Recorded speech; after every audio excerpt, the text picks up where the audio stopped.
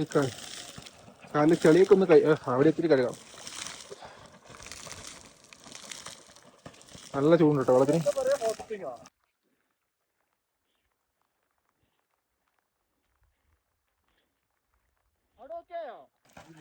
Guys, അങ്ങനെ അവസാന ഉദ്യമവും നമ്മൾ നേടിയെടുത്തു.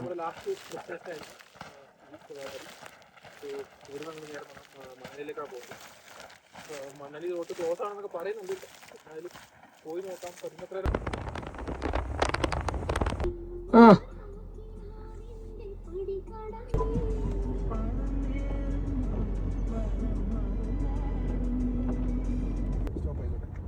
സമയമുണ്ടല്ലോ, നമുക്ക് 2 മണിക്കൂറില്ലേ? ഇത് പൊളിച്ചിട്ടോ.